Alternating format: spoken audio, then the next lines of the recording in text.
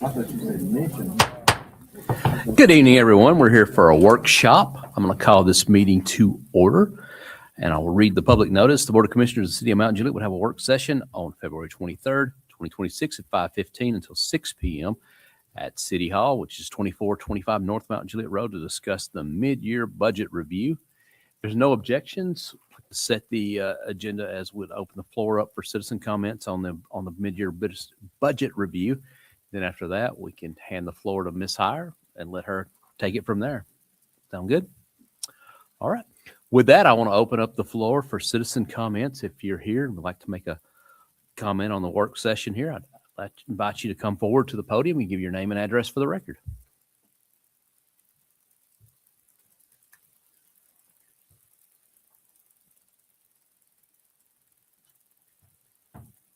I don't believe we have any takers, so we'll close citizen comments. Ms. Heyer, you're recognized. Take us away. Thank you, sir. I've got, I believe I sent my PowerPoint out to you guys, and I've also got it on the screen up here for everyone else. This is just a review of kind of a look back to how we ended fiscal year 25 and then where we are as of December 31st of 26, and then just a brief look forward to the timeline on 27.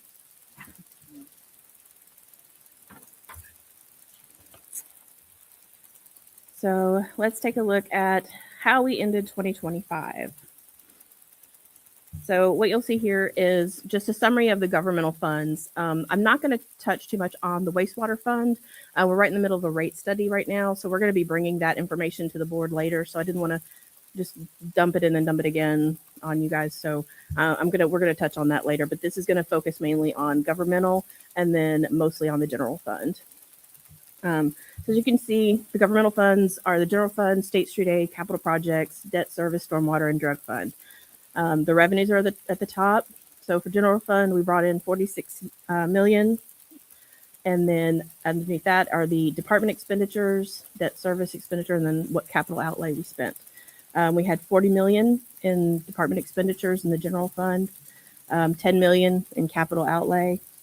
And then we had transfers out. So the general fund supports the state street aid, the capital projects, and the debt service fund heavily. So we transferred out 14.2 million to those three funds, 750 to state street aid, 9 million to capital projects, and 3.6 to the debt service fund to pay down the bonds. That left us with an $18 million net deficit in the general fund. So we took our beginning balance, which was 46 million, and dropped it down to 28 million.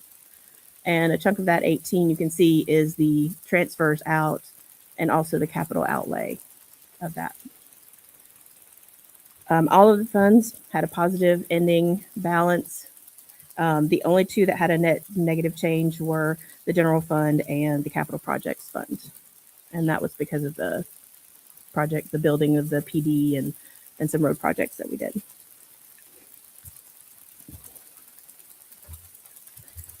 Looking at our revenue sources, this is just kind of a graphic of that 46 million to show you 67% of that comes from local taxes and another 14% from intergovernmental revenues. That leaves about 19% for all other fees, permits, charges for services. The bulk of it is by far from local taxes. Breaking down the revenues, this is general fund specific. The local taxes are broken out into property tax, sales tax, which is by far our biggest one, wholesale beer and liquor, franchise, hotel, and business taxes. That makes up 31 million of that 46 million.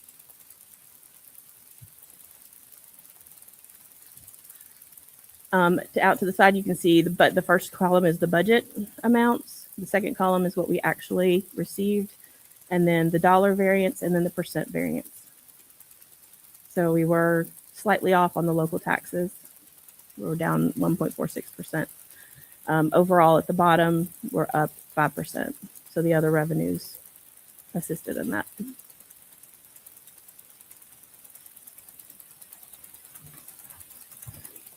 The next page is a graphic representation of our departments. The department numbers here do not include capital outlay. That has its own line item. So 22% of our expenditures go out to other funds. 16% is spent on capital outlay. And also 22% on police and 16% on fire. Those four are the bulk of our expenditures. And then that leaves about 25% for all the other departments.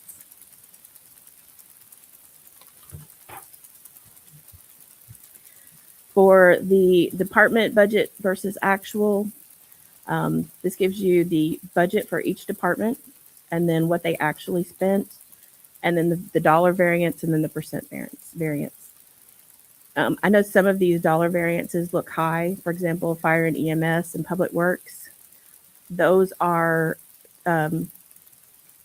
capital items that they've either were in the process of spending and rolled over to the next year, or they didn't start them until this year, rather. And and then we budgeted 27 million in transfers out, but we only spent 14. So we still had 13 million in projects that are still hanging out there. So overall, of the 85 million we budgeted, we spent 65 of that. That $20 million variance, 8% of it was from the department's unspent funds, and 15% of it was transfers that we did not spend. Now we get rid of 25. Let's look at 26. Oh, yes, sorry. Go ahead. To that, because I've got some questions.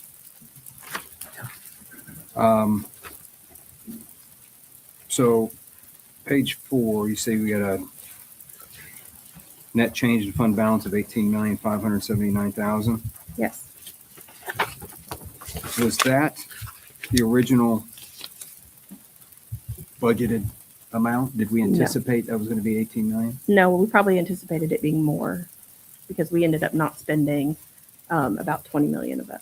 That's where I was going with that, because on page 8, we had a $20 million, came in $20 million under budget. Right. Because we didn't spend the money. Not that we won't later on, but so are 18 million net fund balance and a $20 million in under budget. Are we saying that we were anticipating an almost $40 million net fund difference?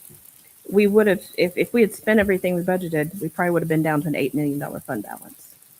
But we ended up at a $28 million fund balance. And that was in last year's budget. Yes, that was FY25. So, okay. All right. Okay. That explains that. On page 5, I need to speak with my microphone. Page 5, intergovernmental transfers. Can you break that down just a little bit for me? What is intergovernmental? That's the state shared taxes. Okay. So that's all of the anything we get from the state that's like based on per capita. That's state shared revenues is Got that it. intergovernmental.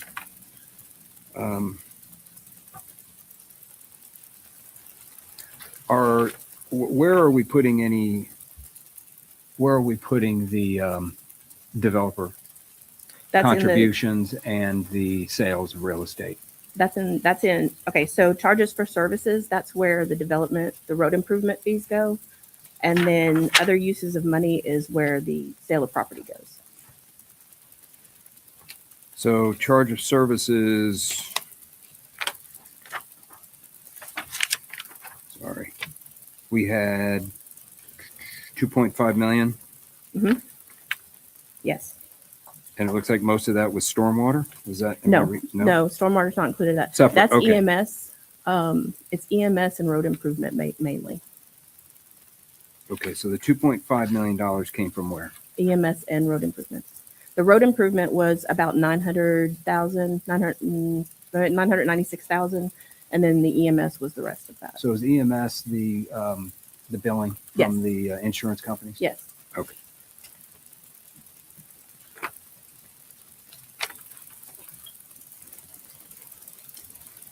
Use of monies and property, can you, Yes, that's interest.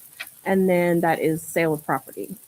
so sales of property would be included in that? Yes. Okay. Do you have an idea what interest of that? Just rough. I know it's let me think, hold on. It's over $1 million. Last year was over $1 million. Is $1 million based on approximate how much that we have in, is that across all funds? No, this would just be general fund. So the $1 million in interest income is just based off the general fund? Mhm. What about the other funds? Um, I mean, some of them pretty significant.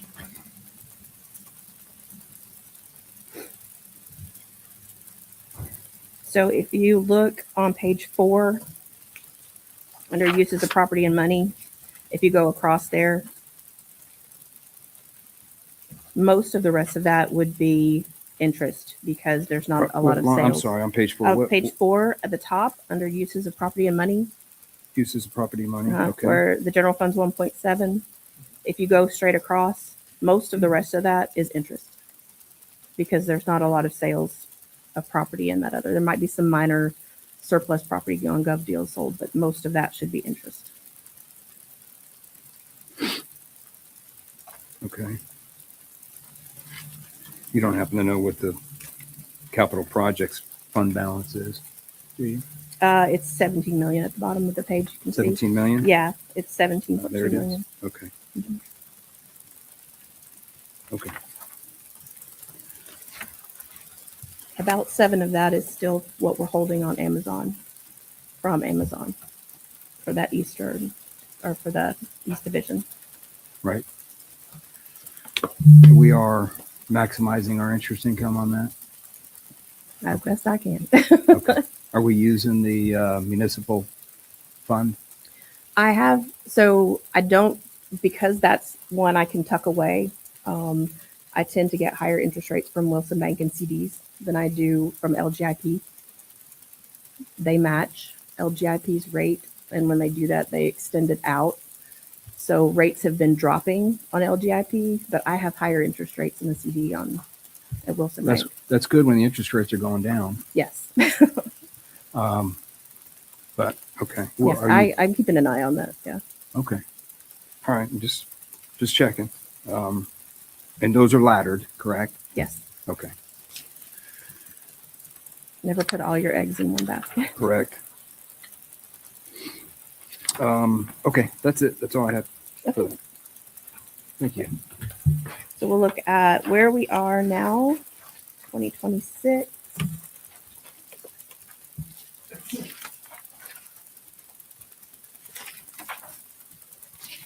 So I'm going to look at, first we're going to look at the governmental revenues, budget versus actual, and then we'll take a peek at sales tax.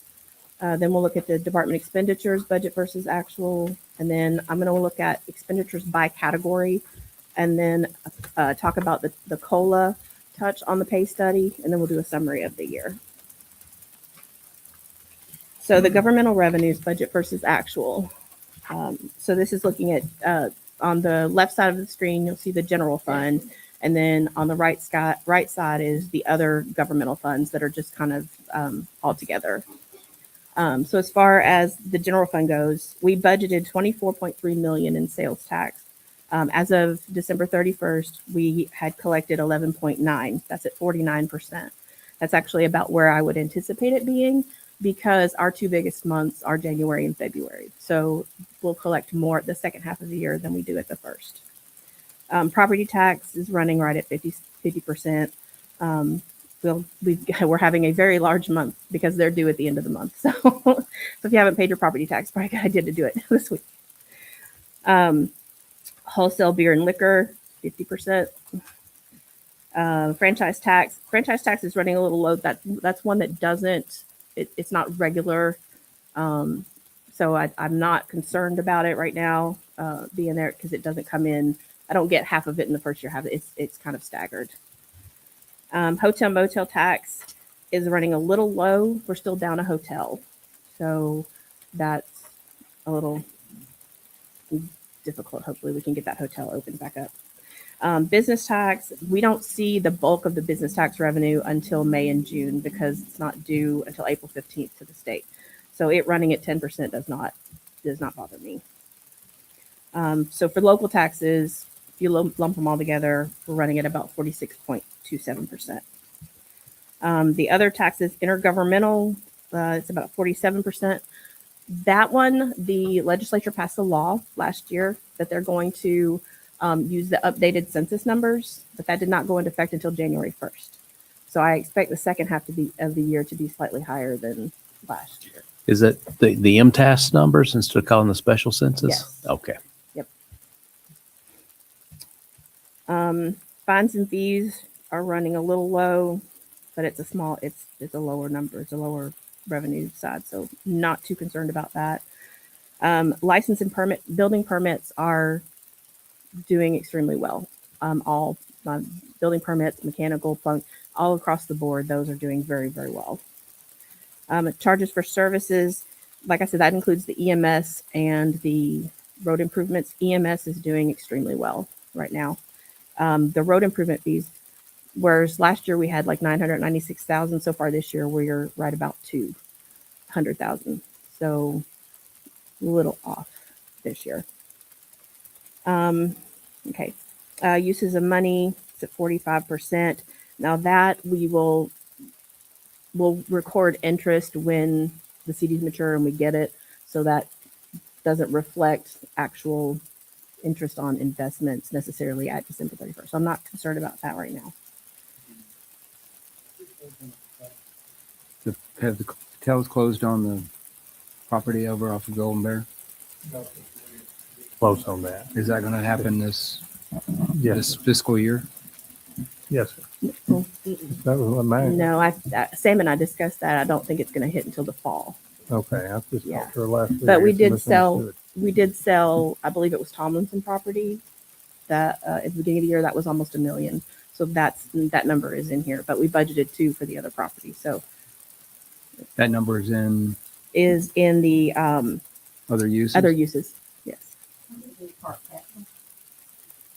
It was part Well, of it's still recognized as revenue. Yeah.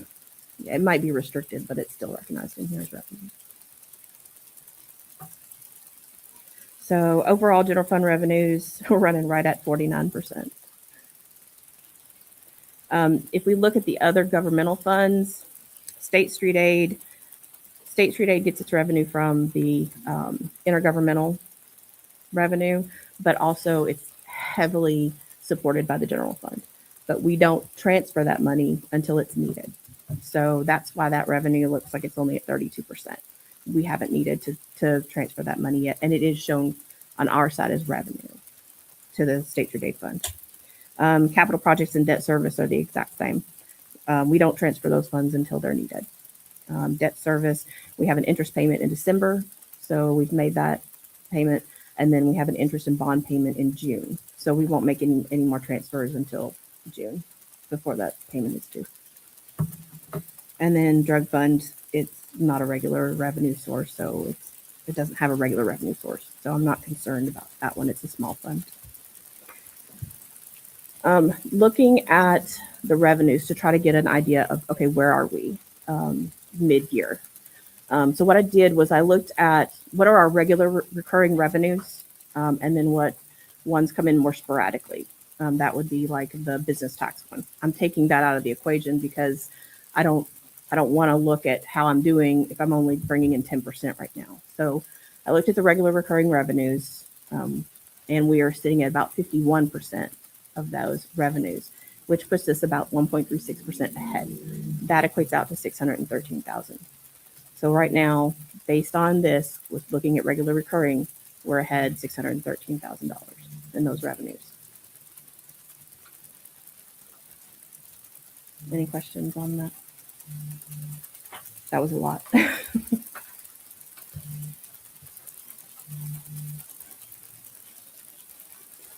Okay. Moving on to sales tax. So in fiscal year 25, last year we brought in 22.3 million. By February, these are actual February numbers. We just got those in last week. So by February, we had 15.2 million, roughly 68%. This year we budgeted 24.3 million and we brought in 16.5 million. We're literally 21,000 ahead of where we expect to be. So we are right there at it. Now, the caveat to that, as I mentioned back in the fall, we have a business that is reporting sales tax to us that is out of the city. I have done my due diligence. I have informed the Department of Revenue. I have informed the county twice. They are still reporting to us. The Department of Revenue will only go back 1 year. And as we are now, as we get a new month on, a month falls off. So that what they're going to take back should remain relatively equal. It is not a large amount. They had one very large month. So if that one falls off, I'll be very happy. But it's not a large amount. So you're talking probably a couple 100,000 right now. But the last month's receipts were only 0.2% of what our sales tax was. So this is money that's going to have to go back to the state? Possibly. And we have a number, you said 200? 200,000 right now. And I don't expect it to go up because, like I said, we're at the point where we add one, we lose one.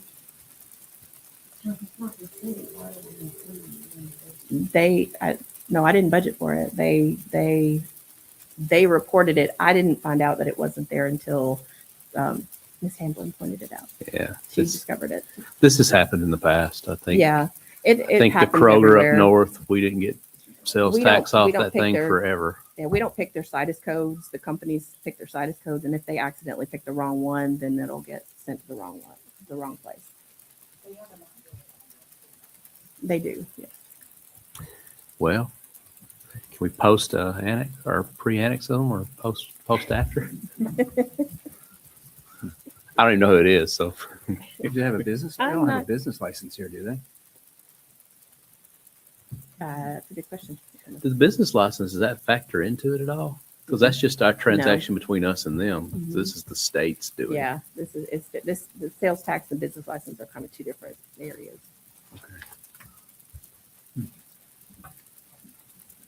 Okay. So we'll look at the department expenditures, budget versus actual next.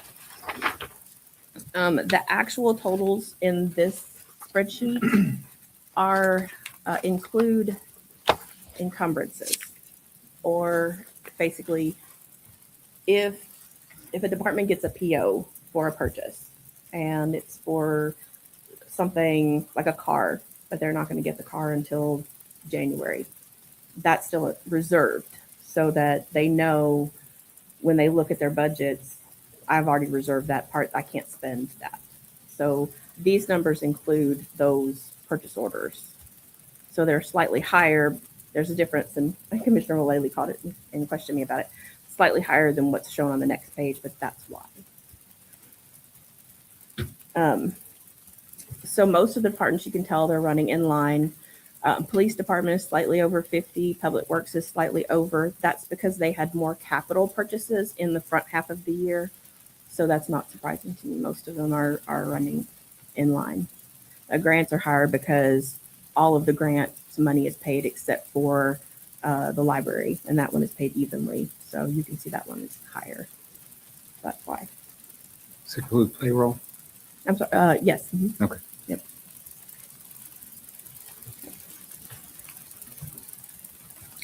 So the next page is expenditures by category. And what I did was I took all of the major categories, personnel, operating, and capital, to see how we were running in those categories.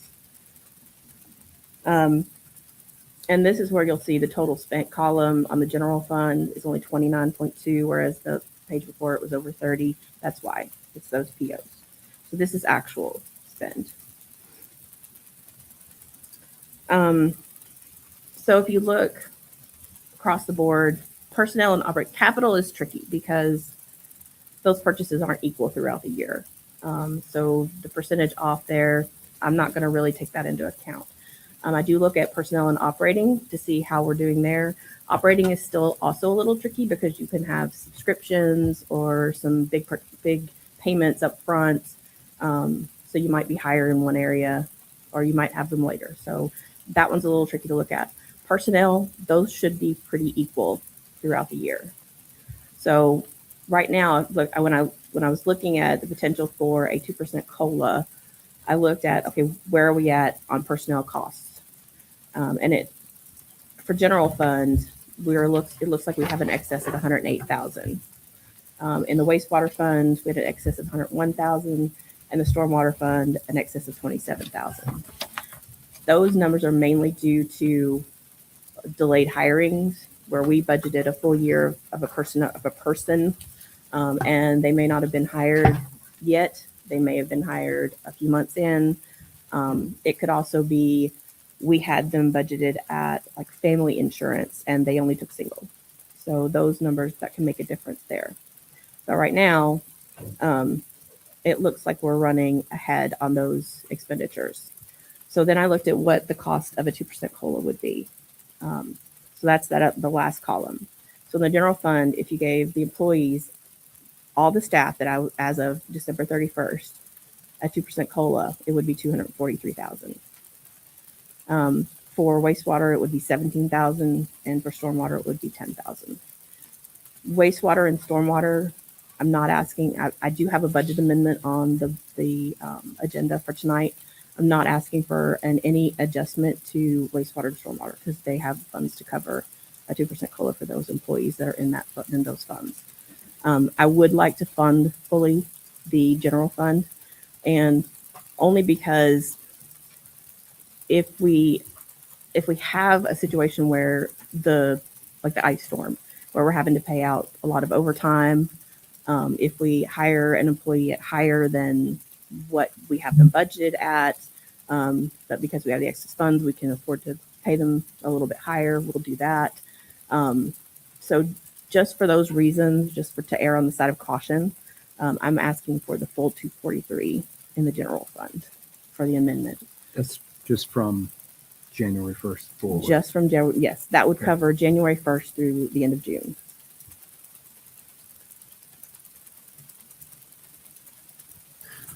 So Ms. Heyer, so can you go into a little bit more detail what you just said? So if you have an employee, because I know we talked about this last year.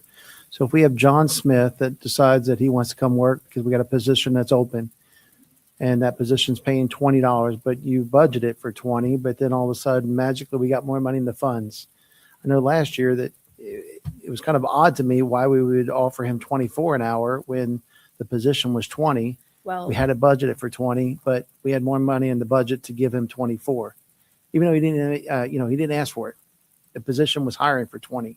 right. So But can if you go into have- more detail on that? Yeah, if you have an employee that has a lot of experience and you don't know who you're going to get when you're sending out asking for resumes and stuff, we may put it in the budget at a level 3, but they're already, let's say, making a level 3, or they're making more than a level 3, and they want to come work for us. Then if we have the money in the budget, then we'll say, okay, well, we can offer you a level 4 instead of the level 3 to get a good employee on. So that's how that happens in that case.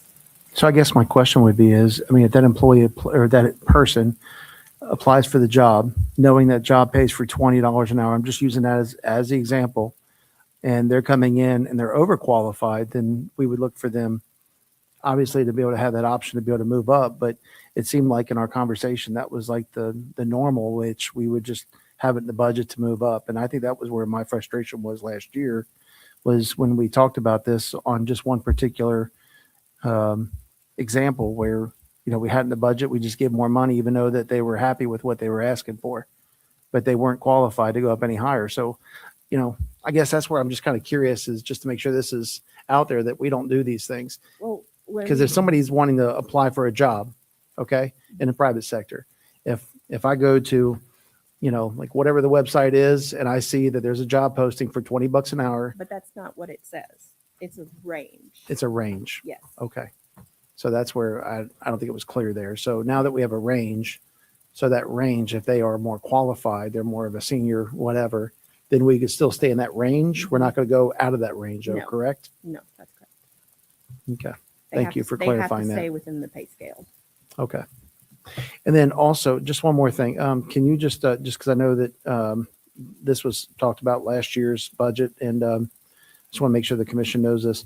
Where are we at with the percentage for all of our entire 300 plus staff members?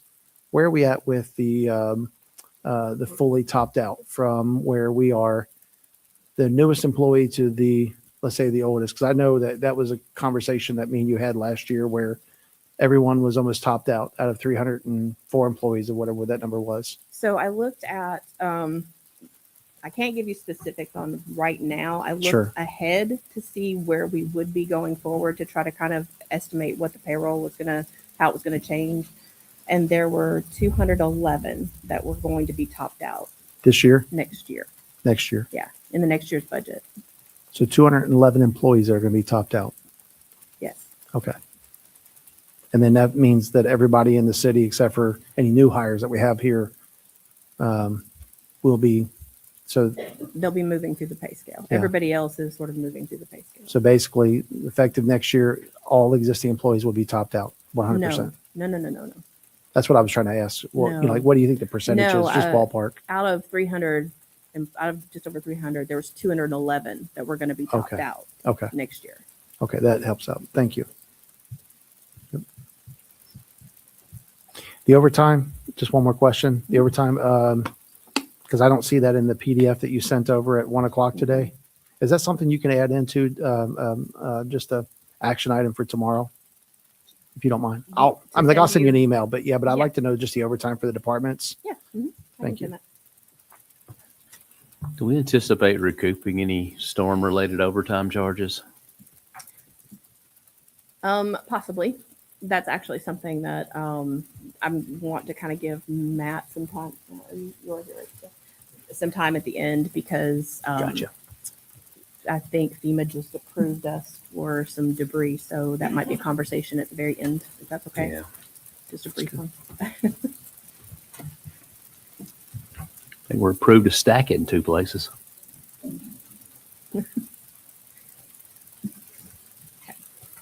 Any other questions?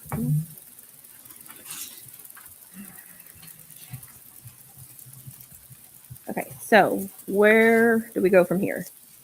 So we started at 28.3 million. Okay. After the revenues, expenditures, first half of the year, right now, or as of December 31st, we're sitting at about 24.9. So we've dropped down a bit.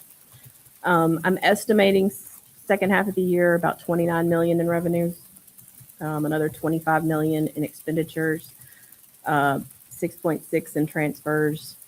Not 100% confident in that number just because it's difficult to predict, but that's where I'm going with. So I'm guessing we're going to end the year about 22.1 million in the fund balance.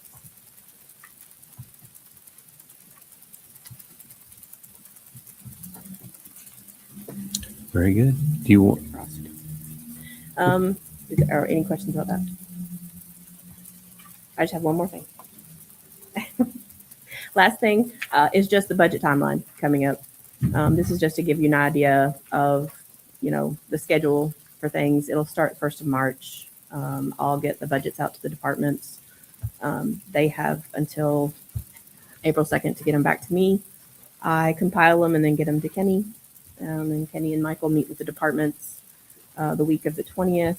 I have his final approval on the 27th of April. I will get the budgets to you by May 8th, and then hopefully schedule a workshop sometime the week of March 18th. So if you guys can look at your calendars and let me know if that week works for everybody. And then first and second reading in June. That's the timeline. And that's all I have. all right. Is there any questions from the board? Or do we want to hear straight from Mr. White? Well, let's keep rolling. Come on down.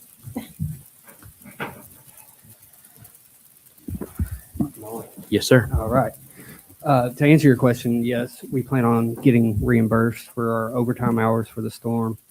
any equipment and truck usage, usage. That includes public works, utilities, police and fire as well. So we submitted all that to TEMA. Don't know when we'll get reimbursed, but those costs are eligible.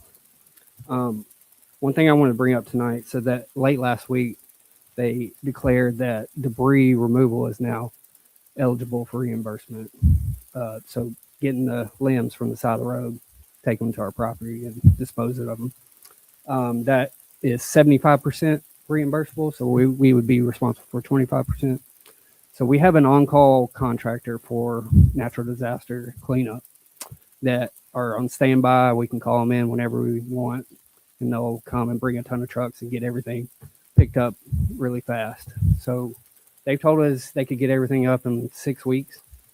Right now, we have just our 2 grapple trucks running, and we estimate it'll take probably 5 more months to get everything. You have 2 loads in front of my house. Yeah. So the question is, I didn't have time to get a resolution or anything on the agenda because we just found out late last week. I want to get your feedback on, do we want to bring in this company? We'll be responsible for 25% of the cost, which we're estimating in the range of $75,000, $75,000 to $100,000 that our match would be required on. We have $50,000 budgeted in that disaster cleanup line item that we haven't touched yet. So do we want to bring this company in, or we just want to keep using our 2 grapple trucks? No, we Our cost. expect about $300K paying this company about $300,000 based on what we estimate the debris is still out there, and our match of that is around $75K. If we didn't bring them in, how long would you anticipate with our 2 grapple trucks it would take? I said that 5 months is what we estimate. That's better than I thought. Yeah. It would be 1.5 months compost by versus 5 then. months. Yeah. So it's really up to us what we want to do.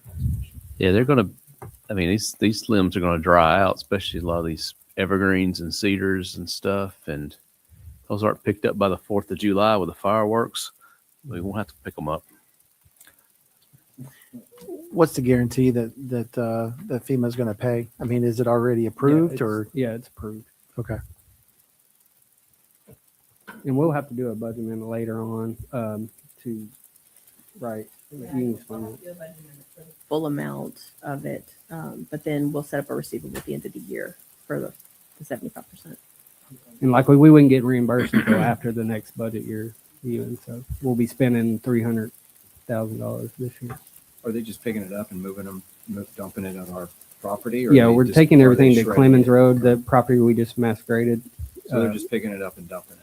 Yes, and then we have an agreement with the county's contractor. We're allowing them to use that property, and for us allowing them to use the property, they're going to dispose of all of our stuff for no cost to us. So Now- we worked out a deal on that. Is this similar to like with the tornadoes back in 2020 where it had to go to one spot?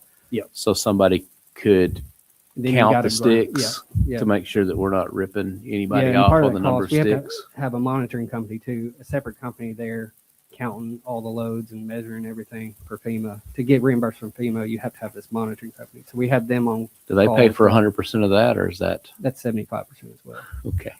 So But that's included in my estimate of $300K. okay, Did we get pricing from the county's contractor to see if we can piggyback off of their contract? No, I don't think we have. We already have an agreement in place for this contractor, and we have good prices. I've talked to That other was bid cities, and they were like, "Wow, y'all got That was really." bid out? It was bid out. Yeah. Yeah. Amount over what you have in the budget. that you- So I'm estimating 75,000 what we'll owe as our match, and we have 50,000 in the budget. But we have to appropriate the full amount. And you said Yeah. 300 total? Yeah. This is a rough estimate because there's a lot of 250, we have to debris add still in 250. people's yards they haven't brought out. We estimate that there's a total of 30,000 cubic yards of debris. We've picked up 5,000 so far. I know what I've still got left. So we would do a budget amendment for the full 300K on this budget year, It would be 250 because he already has 50 budgeted. Got- So we just okay. add 250. bring the line item to 300K for Yeah. this budget year, and then hopefully receive back the offset the next fiscal year.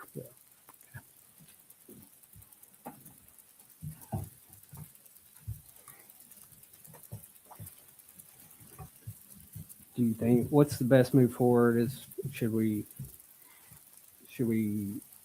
Would should you like each to of tell you Kenny? tell us what you want to do, or should we bring a resolution at the next meeting, which is going to delay us another 2 weeks? How long would it take you to get a resolution together? If I told you our meeting started at 6:30. I don't think I can get it done. Okay. Well, we just need to, to. we need to get it. You're looking for the next meeting in 2 weeks. Yeah. Okay. I mean, if we're going to use the contract, I'd like to bring him in a week from today, next Monday. But yeah, if we wait for a budget amendment, that's 2 readings. All I need is Yeah. a resolution that you are on board. The emergency, similar to the sewer issue. Well, I think Sam's got a good suggestion. If we passed on first reading tonight, a budget amendment, we can amend the exact language or whatever else you needed on a second reading. State does this all the time with committees, so. And couldn't you still get them out there like as soon as possible using your current budget with the 50K? Because they're not going to spend 50K in 2 weeks.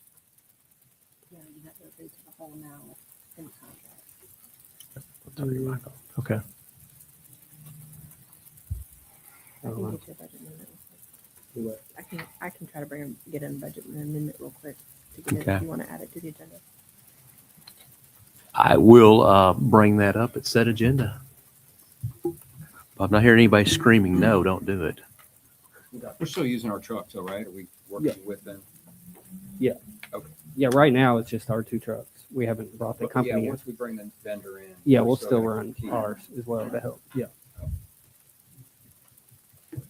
Mr. Martin. Mayor, thank you. I was just confirming that it may not have made it to Miss Sam and Miss Dana yet. I had talked to Miss Patel at the end of last week, and they're wanting to move the closing up to this April, as long as it's okay with the city. And I said, absolutely. They won't close at the same time as closing on the East Sutton property. So I thought that might be helpful. Okay. Good. Better than fall. Yeah, help the fund balance. All right, it is 5:58. We adjourn at 6. Has anybody got anything we need to questions for the last 2 minutes? All right, hearing none. If there's no, One Commissioner more. Effner. I did not see you referenced the pay study. Oh, I know it was in the email. I'm so sorry. Yes. I meant to do that when I was talking about the COLA. We did a pay study. It does show that we are below the average. I want to do the calculations with that and talk to Kenny and get with HR to have a discussion on where we think those need to be, and then do the calculations to see what that's going to cost to get there, but encompass that with the upcoming budget. Do you have a copy of that I pay do. study? Do you want a copy of it? Sure. Mhm. Are you getting these from MTS or are you going Yes. to the municipalities directly? I think with this, I think MTS. I think we report this to MTS too, don't we? yes, we do. So we could get it from MTS. There's got a lot of cities in there that aren't relative in size to the city of Mount Juliet, so we go directly to cities that are similar size, so we don't pull in like a metro or something like that and use to skew the numbers. All right, thank you. Well, it is 6 o'clock, so we will adjourn the the workshop here. At 6:15, we will reconvene. We will hold a public hearing for our 13 items in the public hearing. And then at 6:30, we'll have our regularly scheduled Board of Commissioners meeting. We're adjourned.